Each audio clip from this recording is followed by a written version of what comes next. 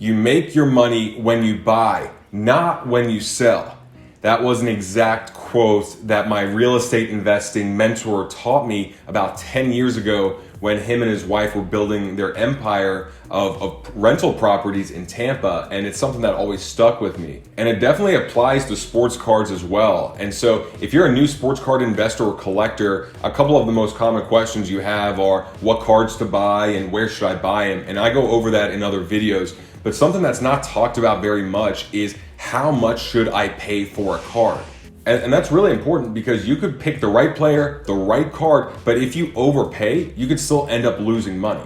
In fact, I've made more profit on certain players that some of y'all have made fun of me about than on major stars because I was buying so low that the room for upside or the room for profit was much higher. So in this video, I'm gonna share with you my process for determining how much I'm willing to pay for a card. So I feel confident that I am minimizing my risk, but also maximizing upside for reward. And by the end, you'll know how to spot deals a bit better and hopefully just be a better investor overall. So welcome back.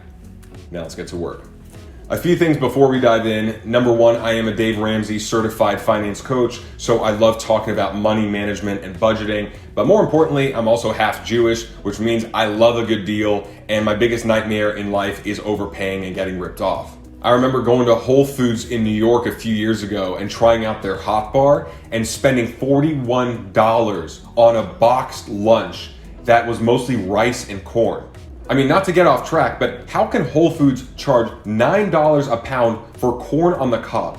Corn on the cob. You throw the cob away and it weighs a ton. I still have nightmares about it. Anyway, back to cards.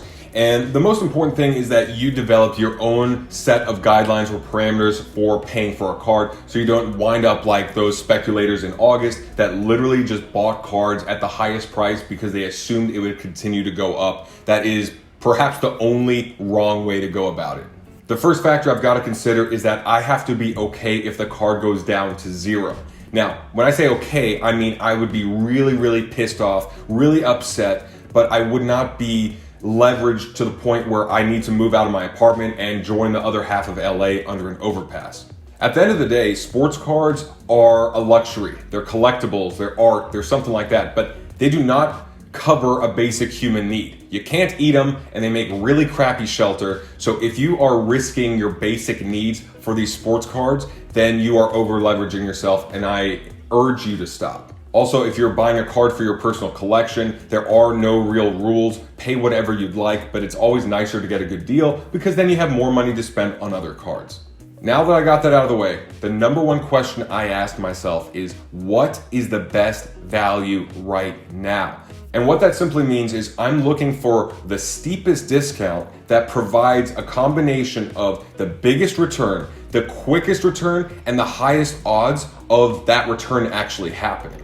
And look, there's always a balance between the three because if you have a guarantee that a card's gonna go up, usually it's not on a steep discount. Think of it like Apple stock. You pay a lot for Apple stock because it's very safe and secure. And so it might take forever to double or triple in value, while a penny stock is very volatile. The odds of it actually panning out is low, but you could get a 10 or 50x return on one of these penny stocks. But it's always that balance of the three.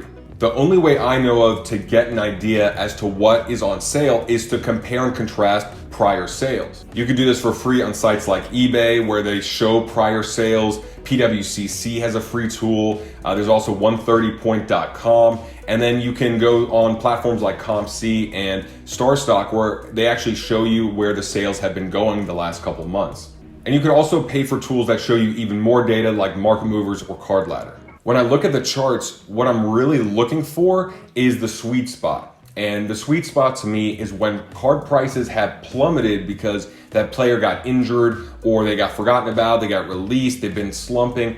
And now all of the hype and all the expectation, all that inflation that was added to the card prices have now been stripped away. What's left is the actual market value of that player in this current moment. And so when you see these charts and you see a couple transactions in a row at the same price or very similar, you know that that is now the floor for the card, barring anything new coming to surface, like a new signing or even worse news or the market crashing, etc. If a card has been climbing in value, there's still room for growth and it could still be a good deal. But if it's been climbing for weeks or months, I'll just look elsewhere because I don't want to be too far in that climb, because the farther you are in the climb, the closer you are to falling off the cliff. And it should go without saying, but I am not going to be the one that is setting record high prices on cards. I won't be the highest bidder for a card in its history ever, because I feel like then I'm relying on this being a very long-term investment, or I'm relying on other collectors or investors entering the hobby. And there's too many external factors that I would be relying on if I'm the one paying the maximum price that that card has ever been bought for.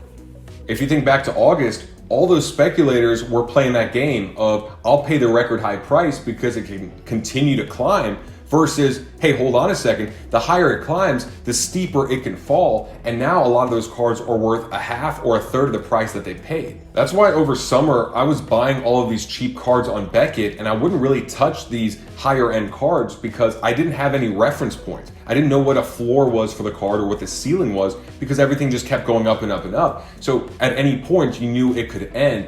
And now that we have seen that first drop and we have an understanding of what the ceiling is of the market when the hype is really high, now we have a window to work with where it's like, all right, cards are really flat here. They're not going much lower in this current market. Cards have seen this high. Now we have a window of understanding where card prices can really vary. For me, when I see a card's chart, I have to do my own calculation in terms of what I feel the upside and downside is of that player and of that card before I even start looking at where their prices have gone. For players like Anthony Davis or Damian Lillard, they already have a level of legacy established, so I feel very good about getting a 50% to 2x return, which is not insane, but I also know that because they're so proven, their downside is a lot lower. So if I'm buying their cards in that sweet spot, I know that the odds of it going up just 50% or 2x is very high. And if it doesn't, I know that it will at some point in the future. But even to feel confident that I can get that 50% to 2x return, I want to make sure that I'm buying their cards way, way, way below their record high price. Because if I'm relying on a record high price, again, that's not guaranteed to happen. So let me show you an example using Anthony Davis's 2012-2013 Prism PSA 10 rookie card. And this card peaked at over $3,800 back in August. And right now, the last sale here in the end of October was only $1,275, which is literally a third of the price at which it hit. So if I were to buy this card at, let's say, $1,300, I feel very confident that it can go back up to $1,800 or $2,000 at some point, thus giving me that 50% return. If it doubles in price, we're talking about roughly $2,500 as its value, which is still way lower than the record high of $3,800 just a couple months ago. Now, on unproven guys like rookies, second-year guys, players that we believe they have a lot of potential, but we haven't seen it happen yet, I want to make sure that I'm not only buying at a third of their record high price, but that there's zero hype around them at this moment. There's zero cool factor or attention or anything that can inflate their price higher than what their actual performance is. And I also want to make sure that there's an ability to sell that card before they even play. So buying their cards in the off season and selling before the season begins is extremely low risk, because what if they actually suck? So let's use Zion as an example. And of course, last year, everyone was on the Zion train. He's the next LeBron, the next Jordan. He is the next generational talent. And he could be, right? We don't know. He could be. But obviously, his on-court performance has not lived up to the hype that was attached to his name and attached to his card prices. So check this example out. Here on CompC, if you look up Zion's paper Donruss rookie card, that card peaked at $41 when all the hype was at its highest around him. But then if you see some of the cards for sale, they're way lower. And I was actually able to pick up a couple of his paper Donruss rookie cards for 12 to 15 bucks. And in terms of a ratio, that's a third of the price. And I believe I can easily sell those cards for 18 to 20 bucks. Not the hugest margin, but I could sell that before the next season even begins. And a 50% return for just a couple clicks of a mouse is not bad. Something else to consider with current year cards is that the newer the card, the more excited people are about it. And the more excited people are about anything, the more they'll pay. And that's not something I want to pay for, because next year it's not going to be as flashy or cool. And so the value is going to go down just based on that, not factoring in the player's performance.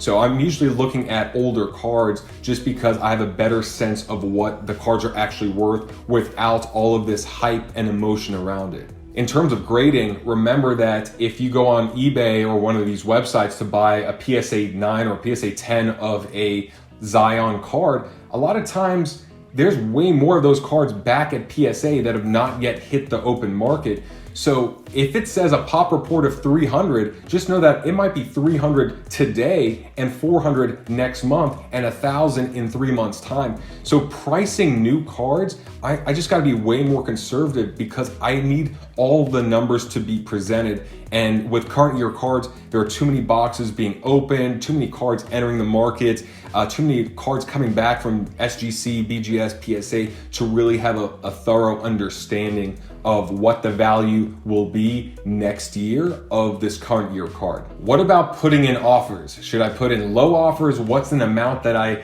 should offer someone so that they're not offended, so that they play the game with me? And look, this is a fun game, but it is case by case. And sometimes I've gotten burnt by putting in offers when I should have just bought the card. And when I check back, that card is either sold or the seller realized that their price was too low, and because of some breaking news or performance, the card has gone up in value. And then I've actually seen them relist the card at a much higher price, which is actually market value. And then other times I've put in lowball offers and it's been accepted. But my rule of thumb now is if there is breaking news around a player and there are not many cards available and I'm comfortable with the price, I'll just pull the trigger. If there are a lot of those cards available at a given price and it's off season or that player's slumping and they're not really considered, I'll feel at least that the seller could be more motivated to take a lower offer. But knowing that it can go both ways, it depends on how much I feel there's competition looking for that card and how many of those cards are actually available on the market. Sometimes I put in offers just $5 or $10 below the asking price, hoping to squeeze out an extra couple bucks, but then I lose the whole sale because someone swoops it in and pays full price when it would have been a good deal at full price, but I just got greedy instead of savvy. And I think that's the biggest takeaway is when I realize I'm being greedy instead of savvy, I've got to switch my approach. Now, the biggest bit of perspective I want to leave you with is that if we want to buy low and sell high, we need some sort of reference point to understand what low really is and what high really is. Back in August, we saw what high is. Now, of course, it can go higher than that, and it probably will in the future. But if we don't have this window of understanding what a card is actually worth, then we are just buying high and hoping for higher. And that could turn out to be a good strategy short term, but long term, you'll always lose because you'll be the last one holding the hot potato. And just remember that it's always better to get out 3 months early than 1 day too late, because at least if you're out early, you make some money, you can roll it over, and you have some principles in place that you can duplicate for the long run. If you are out 1 day late, you lose money and you get bitter and then you want to leave the hobby. And I would much rather you make some money and have fun and sustain this and scale up and get all the cool cards that you want than you go for a grand slam every single time, lose money, get bitter, and leave. If you're not sure which cards you should be focusing on, I did a video about that right up here. So check that out next and I'll see you over there.